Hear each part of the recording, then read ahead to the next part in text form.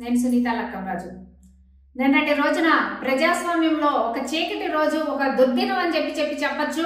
గత 13 రోజులుగా బస్సు యాత్ర చేసుకుంటూ వస్తున్నారు జగన్మోహన్ రెడ్డి గారు. అప్పుడు వచ్చిన జనాదరణ, నిన్న వచ్చిన అశేష జనాదరణ, ఇవన్నింటినీ చూసి ప్రతిపక్షాలు తట్టుకోలేక మరి వాళ్ళు కుట్రలు పన్నుతున్నారు అనటానికి నిదర్శనం నిన్న జరిగినటువంటి జగన్మోహన్ రెడ్డి గారి పైన జరిగినటువంటి దాడి. అంటే ఇంతకంటే దారుణం ఏమైనా ఉంటుందా?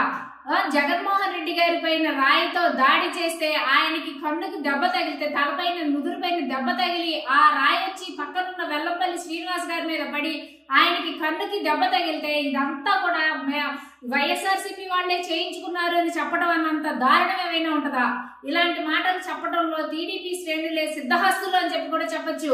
గతంలో కూడా అంతే. 2019లో కూడా జగన్మోహన్ రెడ్డి గారికి ఎయిర్పోర్ట్ లో, జగన్మోహన్ రెడ్డి గారి పైన ఎయిర్పోర్ట్ లో దాడి జరిగితే దానిని మీరు ఒక డ్రామా లాగా చిత్రీకరించారు. దానికి ఒక పేరు పెట్టి కోడికత్తి డ్రామా అని చెప్తాడు చంద్రబాబు నాయుడు గారు. అంత దుర్మార్గపు చర్యలు ఆంధ్ర రాష్ట్రంలో ఎవరైనా పాల్పడ్డారంటే అది చంద్రబాబు నాయుడు గారే.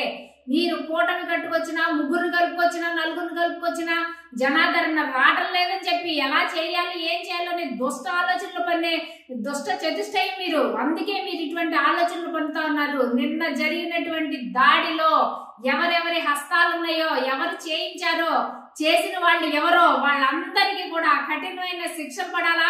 వాళ్ళందరినీ కూడా ఈసీ వెంటనే వాళ్ళు ఎవరున్నారు, ఎవరెవరు దీని వెనక దాడి వెనక ఉన్నారో వాళ్ళందరినీ ఈసీ గమనించి వాళ్ళందరినీ ఈసీ అరెస్ట్ చేసి వెంటనే వాడికి కఠినమైన శిక్షలు పడాలా.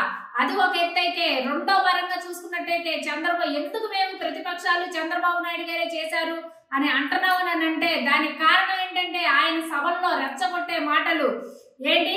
వైఎస్ఆర్సీపీ అధినేత జగన్మోహన్ రెడ్డి గారు వస్తే ఆయన్ని రాళ్లతో కొట్టాలని చెప్తున్నాడు చంద్రబాబు నాయుడు గారు. ఇంకొక ఆయన పవన్ కళ్యాణ్ గారు అధపాతాలని తొక్కేయాలని అంటారు.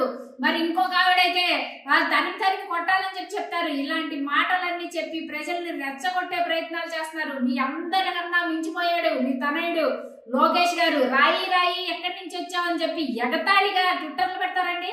ఒక మనిషికి దెబ్బ తగిలితేనే మనం అయ్యో పాపం అని అంటామే. ఆంధ్ర రాష్ట్రానికి ముఖ్యమంత్రి, ఇంతమంది ప్రజల అభిమానాన్ని దోచుకున్నటువంటి ముఖ్యమంత్రి, ఆయనకి దెబ్బ తగిలితే మీరు ఎగతాళి మాటలు మాట్లాడతారండి.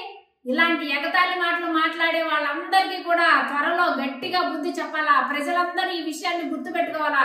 ఒక ముఖ్యమంత్రి పైన దాడి చేసిన వాళ్ళని ఎవరిని వదలకూడదు. వాళ్ళందరికీ కూడా కఠినమైన శిక్షలు అమలు కావాలా. ప్రజలందరూ గుర్తు పెట్టుకోవాలా. రేపొద్దున మనకి వచ్చే ఆయుధం, మన ఆయుధం ఉందండి. మే 13వ తారీఖు ఆయుధం అనే ఓటు అనే ఆయుధం ద్వారా వీళ్ళందరినీ తిప్పి కొట్టాలా. ఈ కూటమికి గట్టిగా బుద్ధి చెప్పాలా.